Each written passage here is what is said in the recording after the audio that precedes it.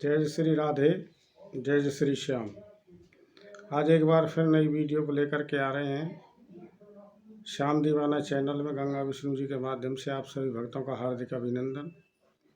आज के विषय में श्रोताओं बताया जाएगा कि हमारे 18 पुराण होते हैं और इनके विषय में विस्तृत जानकारी आप भक्तों के लिए समक्ष पेश की जा रही है। पहला होता है ब्रह्म पुराण, जिसमें आदि पुराण भी इसको कहा जाता है। ये सबसे प्राचीन पुराण है। इसमें 246 अध्याय और 14,000 श्लोक हैं। इस ग्रंथ में ब्रह्मा की महानता के अतिरिक्त सृष्टि की उत्पत्ति, गंगा जी का अवतरण, रामायण और कृष्ण भगवान की कथा का विस्तार से वर्णन किया गया है। इस ग्रंथ में सृष्टि की उत्पत्ति से लेकर के सिंधु घाटी की सभ्यता तक कुछ न कुछ जानकारी प्राप्त की जा सकती है। दूसरा है पद्म पुराण।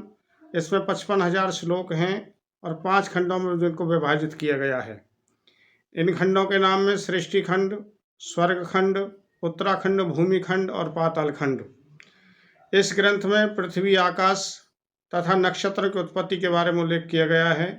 चारों प्रकार के जीवों की उत्पत्ति होती है, इनका वर्णन इस पुराण में बताया गया है। तीसरा है विष्णु पुराण। इसमें 23,000 श्लोक हैं, जिसमें 6 अंश वर्णित हैं, जिसमें भगवान विष्णु, बालक ध्रुव और कृष्ण भगवान की कथा संकलित हैं। इसके अतिरिक्त पृथ्वी जी की कथा शामिल होने के कारण हमारी धरती का नाम पृथ्वी रखा गया। इसमें सूर्यवंश, चंद्रवंशी राजाओं का इतिहास, भारत की राष्ट्रीय पहचान सदियों पुरानी, जिसका प्रमाण विष्णु पुराण में मिलता है। आगे है श्रोताहु शिव पुराण, जिसमें 24,000 श्लोक हैं, 7 संहिताओं में विभाजित हैं। इसमें भगवान शिव की महानता संबंधित घटनाओं का वर्णन है। इस ग्रंथ में कैलाश पर्वत, शिवलिंग तथा रुद्राक्ष का वर्णन, सप्ताह के 7 दिनों के नामों की रचना, प्रजापतियों की कथा तथा काम पर विजय पाने की कथा अर्थात भगवान शंकर के समस्त महानताओं का वर्णन इस पुराण में वर्णन है। आगे आता है भागवत पुराण। भागवत पुराण में 18,000 श्लोक और 12 स्कंध हैं, जिसमें आध्यात्मिक विषयों पर वार्तालाप, भक्ति, ज्ञान, वैराग्य की महानता तथा 10 अवतार की कथा वर्णित है।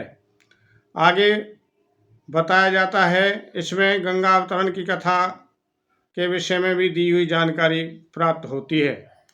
अगला पुराण आता है मार्कंडेय पुराण, जिसमें सबसे छोटा पुराण होने के कारण इसमें 9,000 श्लोक हैं, 137 अध्याय में वर्णित हैं। इस ग्रंथ में सामाजिक न्याय तथा योग के विषय में बताया गया है। मार्कंडेय ऋषि और जैमिनी ऋषि का संवाद इस पुराण में वर्णन है। अगला है 8वां अग्नि पुराण। इसमें 383 अध्याय और 15,000 श्लोक हैं। इस पुराण में भारतीय संस्कृति का ज्ञान कोश भरा हुआ है।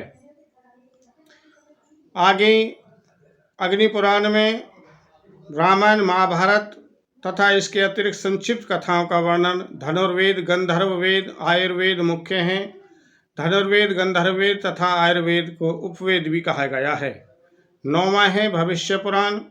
भविष्य पुराण में 121 अध्याय और 2800 श्लोक हैं, जिसमें सूर्य का महत्व, 12 महीनों का निर्माण, भारत के सामाजिक, धार्मिक, शैक्षणिक विधानों का आदि का कई विषयों पर वार्तालाप है।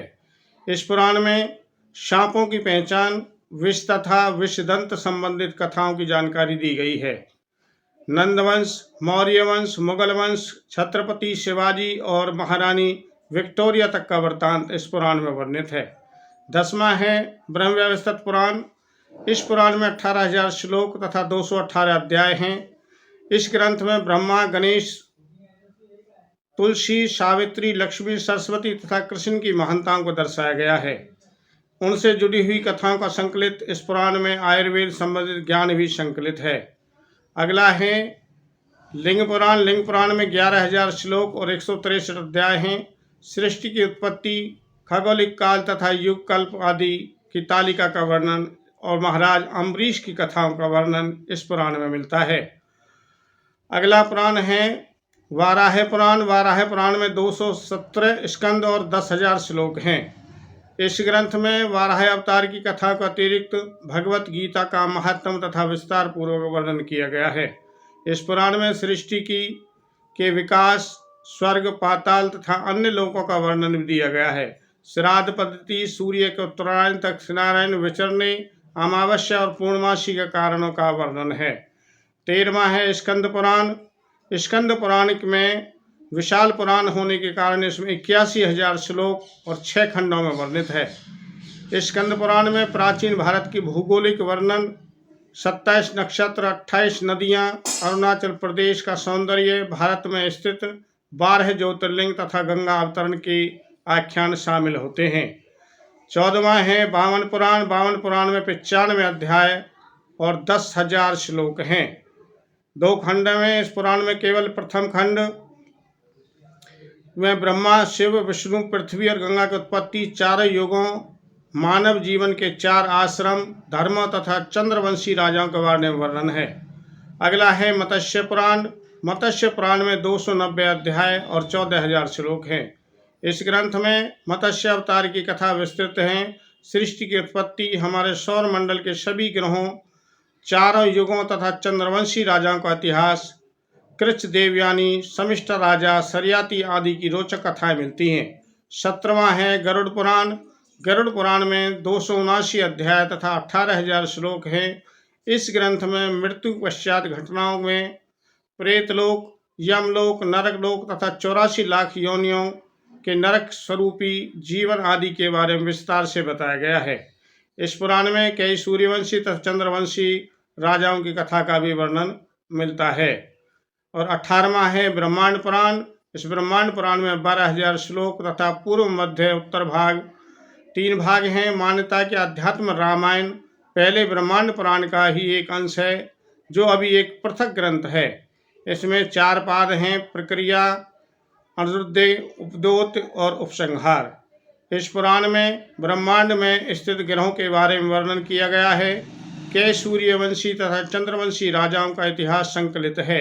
सृष्टि की उत्पत्ति के समय से लेकर समस्त 7 मनोवंत काल बीत चुके हैं, जिनका विस्तार पूर्वक वर्णन इस ग्रंथ में किया गया है। परशुराम जी की कथा भी इस पुराण में दी गई है। जय जय श्री राधे, जय जय श्री श्याम। आगे और सुंदर नई वीडियो देखने के लिए हमारे आप श्याम दीवाना चैनल बाई गंगा विष्णु को सब्सक्राइब करें, वीडियो को लाइक और शेयर करें। जय जय श्री राधे, जय जय श्री श्याम।